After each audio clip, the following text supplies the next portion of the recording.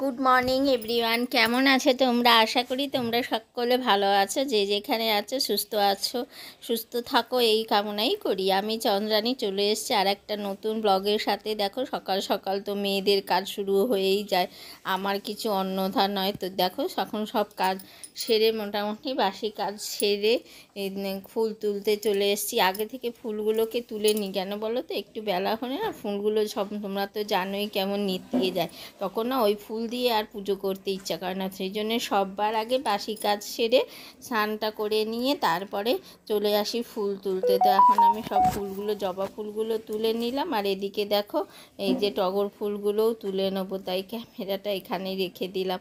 দেখো আজকে প্রচুর জবা ফুল হয়েছে জানো তো। ফুল তুলতে তুলতে না আমার হাত কনকন করতে লাগে, আর তার মধ্যে মশা তো আছেই, তোমাদের তো বারবারই বলি এইখানে যা মশা না, এই চত্বরে প্রচুর মশা। ফুল তুলতে তুলতে আমার রক্ত আর্ধেক খেয়ে নেয়। তো কী করব বলো, কষ্ট তো মেয়েদের করতেই হবে, ঠাকুরের জন্য এইটুকু তো আমাকে করতেই হবে। তো সব ফুলগুলো তুলে নিয়েছি, আর আজকে না আমি ঠিক করেছি এত ফুল হয়েছে তো তাই জন্যে কেউকে একটু দিয়ে দেবো, তার জন্যে সব ফুলগুলোই মোটামুটি তুলে নিচ্ছি। আর একজন তো আসে যারা ফুল নেয়, তাদের জন্যও কিছু কিছু করে ফুল রেখে দিই। ওদিকে একটা জবা রেখে দিলাম আরেকজনের জন্য, আর এদিক থেকে সব টগরগুলো মোটামুটি তুলে নিয়েছে, আর কিছুটা তার জন্য রেখেছি। আর দেয়ালের ওই দিকে না গাছটা এতটা উঁচুতে, ওখান থেকে ডাল টেনেও আনতে পারি না, ওই দিকের ফুলগুলো মোটামুটি রাখাই থাকে। এই দেখো বললাম না, দুটো প্যাকেটে রেখে দিয়েছি, একটা কাকিমার জন্যে আর একটা বৌদির জন্যে, দুজনের জন্যে ভাগ করে রেখে দিয়েছি। আর আমাদের জন্যও প্যাকেটে রেখে দিয়েছি, আমার আর দিদি ভাইয়ের জন্যে।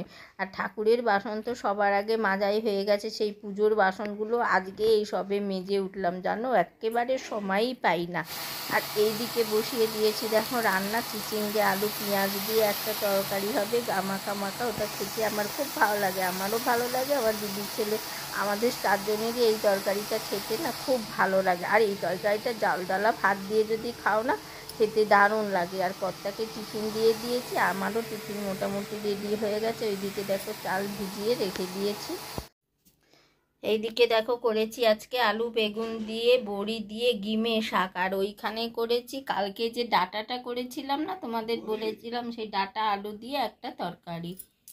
কে এদিকে দেখো মেশিনে দিয়ে দিয়েছি জামা কাপড়, কালকেও এক পোস্ত কেচেছিলাম, আবার আজকেও এক পোস্ত দিয়েছি। এখন গরম আর একটুখানি জামা পরলেই তো ঘাম হয়, তো সব মিলিয়ে জামা কাপড়গুলো দিয়ে দিয়েছি। আর দাদা একটু বেরিয়েছে, আসলে ওর জামা কাপড়গুলো দিয়ে তারপরে চালু করে নেবো। তো চলো আর সাথে থাকো, দেখতে থাকো চন্দ্রানীর ব্লগ ভিডিও।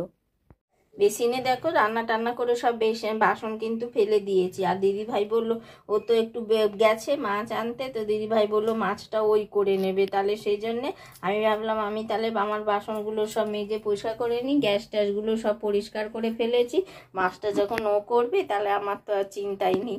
তাহলে এইভাবেই আজকের ব্লগটা আমি এখানে শেষ করছি। আজকের ভিডিওটা তোমাদের কেমন লাগলো অবশ্যই জানাবে, লাইক করবে, শেয়ার করবে, কমেন্ট করবে। আর যদি আমার চ্যানেলে নতুন এসে থাকো তাহলে চ্যানেলটিকে অবশ্যই করে একটি সাবস্ক্রাইব করো। আর যারা আমার সাথে থাকো, আমার ভিডিও ফলো করো, তাদেরকে রইল অসংখ্য অসংখ্য অসংখ্য ধন্যবাদ।